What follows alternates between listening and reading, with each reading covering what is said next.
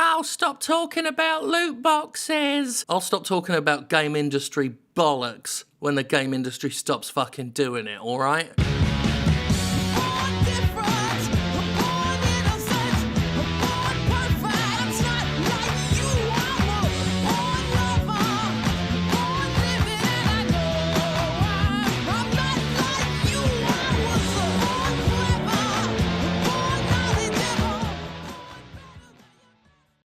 You know, it's funny that this year started off with such a bang. Horizon Zero Dawn, Nier Automata, Neo, Breath of the Wild, Yakuza 0. 2017 was brimming with promise. Plenty of games. I was chock-a-block with picks for year-end awards. And then the months rolled on. The clouds gathered, they grew darker, and then they took on a sort of rectangular shape with a lid that you could open and get stuff out. Storm analogies and loot box analogies don't really work together very well. What does work is me, quite hard in bringing you things to be at least mildly annoyed about. So let's talk about the year of the loot box.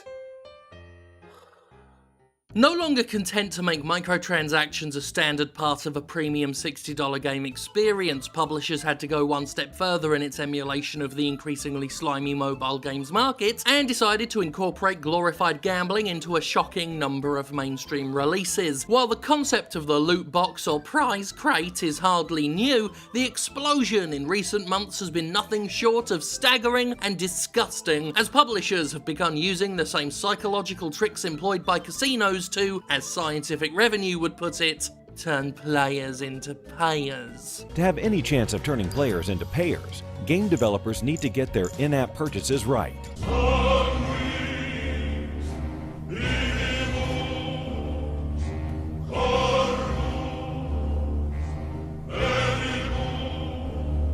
It's not simply the mere inclusion of loot boxes that has been stunning, though the use of such exploitative and predatory tactics is bad enough. It's also the fact that each publisher has found its own unique and despicable way of employing the fucking things. Shadow of War undermined and demolished the point of its lauded Nemesis system by turning orcs into loot drops that you could just buy and use to not play the game. Forza 7 and Destiny 2 took things freely available in their predecessors and held them to ransom behind a randomized loot system. Star Wars Battlefront 2, when it launched in beta, was essentially a pay-to-win game revolving entirely around loot boxes. The backlash forced EA to walk that back a bit, but they're still in there and they still take the absolute ruddy piss. Need for Speed Payback has a very fitting name, as it'll expect you to pay EA back for daring to buy their game. Then there's just Activision as a company, not content to sit on the sidelines and let others be the worst company in the world. They've been patenting ways to get inside their players' heads and railroad them into microtransaction purchases. And then there's the latest Call of Duty, dropping magical boxes from the sky onto Normandy fucking beach so other players can watch them being opened. You're even rewarded for watching it happen, becoming some sort of sick loot box voyeur. As one Jimquisition viewer called it, it's akin to digital dogging, a crowd gathered round you while you pull your box open and show everyone the goods. Like many elements of the game industry, ostensible competitors seem to be in cahoots a lot and tend to all jump on the latest anti-customer practice at the same time,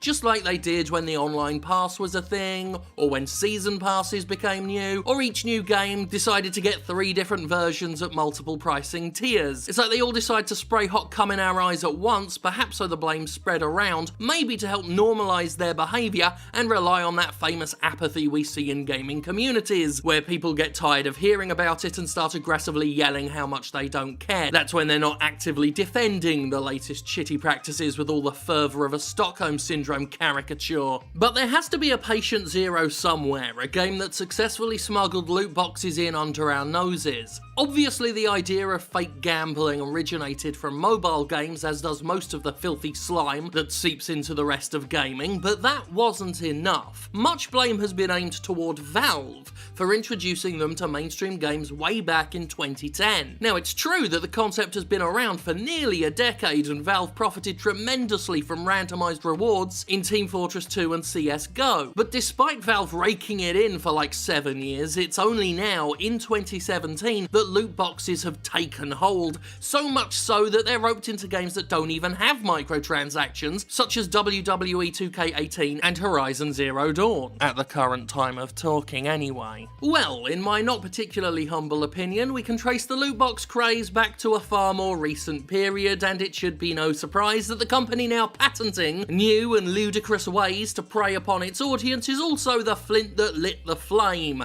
I am of course talking about Blizzard, or to give it its full name, Activision Blizzard. Yeah, let's talk about Overwatch. Now, recently, Blizzard's Mike Morhaime actually had the fucking nerve to say Overwatch doesn't deserve to be roped into the current controversy and backlash surrounding loot boxes because Overwatch's rewards are just cosmetic. But if you look at the sheer success of Overwatch and the impact its loot boxes had on the industry, there can be no doubt they inspired the industry to take the ball and run as far as their greedy little insect legs could carry them. And the cosmetic argument, again, is fucking bullshit and doesn't excuse the psychological manipulation ingrained in Overwatch's shittily unrewarding reward system, but that's a whole other topic. Right now we have some facts to look at, and we'll look at the keeper of records that many cite, Giant Bomb. The list of games containing loot boxes is vast, and Giant Bomb's compilation here isn't even complete, lacking some more recent games that added them, but there's one very interesting thing to note about these titles. Between Team Fortress 2's loot box introduction and the launch of Overwatch, we can see 15 games containing similar prize crates. And that's a number spread across 6 years.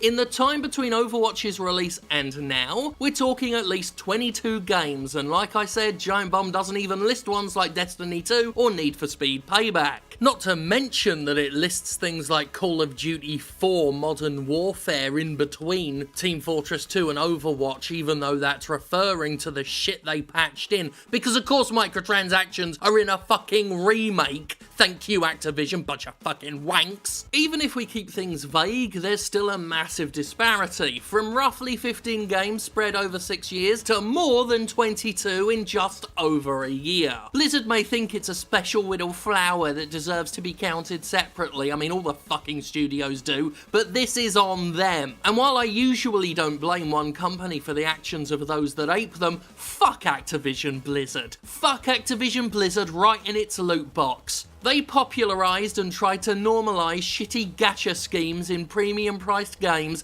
preyed upon those with addictive tendencies, transformed the idea of cosmetics from in-game reward to RNG-based scam, and were so successful taking its players for a fucking ride that every other industry jackal saw it and thought, wow, we can charge up front, sell season passes, release multiple deluxe editions, offer DLC, and keep making money off the back of gamblers. Game on, fuckos! Blizzard may have plenty of loyal fans eating out of the palm of its hand, but anybody with a nose in their fucking head can smell how much steaming bullshit they've been peddling for years. Overwatch is to loot boxes what Resident Evil is to survival horror. It didn't invent the thing, but it brought it into popular culture and inspired the industry at large. Except, you know, survival horror was a good thing that game executives tried to kill, while loot boxes are bad things that game executives think about while masturbating their gnarled red raw little genitals to a dusty orgasm. And let's just bring up the Diablo 3 auction house again, just for those poor zealots who still somehow think Blizzard is on their side. Sorry, Activision Blizzard is still on their side and hasn't been dreaming up ways to milk them dry for fucking years. Worse than anyone defending this shit though are those actively indulging it. YouTube is filled with channels that produce unboxing videos for this tacky, grotesque shit, deliriously advertising games from FIFA to COD. There's a special little place in my heart brimming with a unique and particularly vicious brand of contempt for these normalizers of predatory monetization, these unwitting corporate tools with heavy emphasis on the word tool. While we're assigning blame, special mention must go to Microsoft in a general sense. While they've only just started to get in on loot boxes, they worked very hard to make microtransactions the new normal this generation. The Xbox One's launch library, including Rise and that fucking Dragon game for Kinect, came right out the gate with microtransactions included as standard, essentially setting the tone for the generation to come. By launching right out the gate with microtransaction content, Microsoft pushed to make it feel like the nickel and diming had always been there. We've always been at war with Eurasia after all. So just in a general sense, Microsoft can go fuck itself for that. Beyond that, other companies outside of publishing have noticed the trend and started getting in on it too. G2A, the game key reseller with a history of negligence and implications of fraud, started bundling games into randomized loot boxes, which just goes to show how far the concept of gambling can be taken while technically not being gambling. Even Twitch joined the fray, selling loot crates with temporary emotes in them during Halloween, which you of course bought using their own virtual currency. Same as G2A. Notice how they all have their own special fake money, always one extra step removed from a direct acceptance of cash. Anything to keep things safe and far away from potential regulatory attention. And it's only going to get worse while companies can continue to make a killing from a comparatively small number of people who are willing to spend thousands upon thousands of dollars on these boxes. The publishers currently are guiltlessly crowing about the success they've built on the back of what the industry calls whales, but what might legally one day be looked back on as victims. Until the bubble bursts or the law gets involved, we can only expect this to get more outrageous as companies explore exactly how far they can push the envelope and get away with it. I've said before, if you give a publisher an inch, they'll take everything, and the general public has already handed them miles upon miles. 2K Games' creepy automaton CEO Strauss Zelnick recently stated that going forward he wants microtransactions included in every game 2K publishes, which yes, does include Red Dead Redemption, and Borderlands, despite what Randy Pitchford said recently, thanks in no small part to the amount of cash they've bilked out of GTA Online players. Electronic Arts was recently given a drubbing by a former BioWare employee who detailed how the publisher has long ago stopped caring about making good games and is now solely invested in making products designed to rake in perpetual cash, even adding that a single person once spent $15,000 on Mass Effect stuff. Some people will see that and laugh at such a customer, blaming them for their extreme expenditure. I look at someone spending that much on random game content and thinking they might need a fucking intervention. Actual, help, not a game that fucking encourages them. And circling back to Activision Blizzard, they're working hard on turning loot boxes into a social event, capitalizing on the success of YouTube unboxings and building such concepts into their games, while patenting ever more disgusting ways to take advantage of vulnerable and susceptible customers. For this is 2017, the year of the loot box. This is the year the so-called AAA game industry showed its hand, revealing just how low it's willing to sink, just how vulturine it's prepared to be, just how happy it is to destroy and devalue its own games in exchange for profit with no upper limit. All to largely benefit a handful of rich old fucks who already have more money than they could spend in a lifetime. And that's who this is all for. Not you and your player choice, not me and my freedom to save time, certainly not the fucking games themselves. It's all about the shareholders, those who know or care nothing about games, only about how many more coins can drop into their vast oceans of money, so minuscule, by comparison they barely even notice it. That's who this is for. It's all this has ever been for. And those excusing the game industry on its behalf are ultimately defending only the decrepit, wizened, wealthy fuckfaces who pull this business's strings while barely any of us know who the fuck they even are. We're in a world where Take-Two and Ubisoft and their ravenous ilk are now gloating to their shareholders about how much money they're making off their predatory band-aid of a business model. They boast about what they call recurrent revenue, to the point where Ubisoft is making more money off microtransaction guff than it is off digital game sales. So now that loot boxes and microtransactions are outpacing actual game sales in revenue, we can do away with the antiquated $60 price tags, no? Like it should be all free to play now, right? Yeah? No? Oh, you want to keep making that financial drop in the ocean as well, on top of everything else? Fair enough. Strauss Zelnick needs the money, gotta have that $60. And the $40 for the season pass. Maybe $50 if you're feeling saucy. And a tenner, of course, for DLC not in the season pass. And that's a tenner per DLC, not in the season pass, not just a tenner for all of it. And on top of the $60 standard edition, you're gonna want a silver edition and a gold edition as well. You can push that up to $150 if you really feel like it. Oh, and a Monster Energy tie-in. Games are too expensive to make my round and ready arse. So fucking fuck the fuck off, you raptorial fucking fucks. I cannot wait for this bubble to burst in your goddamn faces and shower you all with the hot piss you deserve. You fucking piss deservers. Yeah. Harumph. Turning players into payers. Even as we speak, the invasion, the plague, the infection of loot boxes is causing more trouble. Star Wars Battlefront 2 isn't even out yet, but those that have had early access to it are setting the Star Wars communities ablaze with their wrath about how it takes 40 fucking hours to unlock Darth fucking Vader, and about how, despite EA walking back and taking some of the worst shit out of the loot boxes, it's still pay to win. It's still, you can go in there, spend $100 and have very clear multiplayer competitive gameplay advantages. Oh, but it's just cosmetic. It's just about player choice. Turning players into payers. All of the excusers, all of the enablers, all of the people who just saw this and thought, no problem, doesn't affect my games. How does it feel?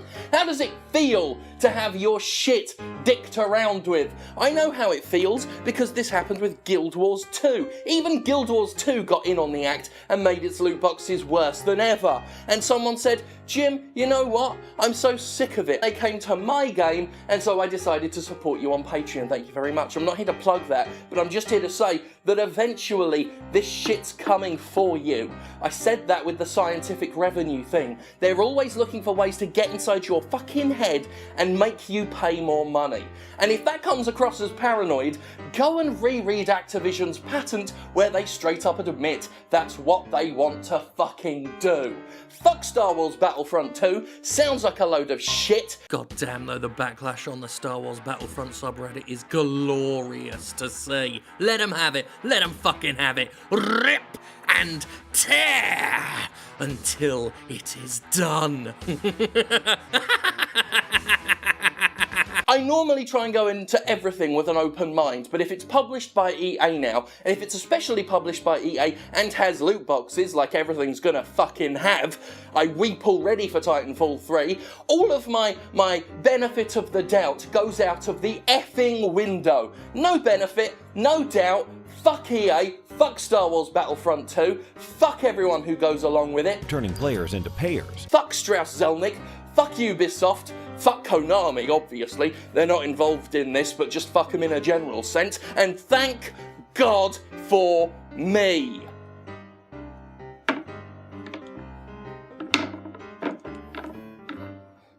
Just put the whole weight in. Harumph.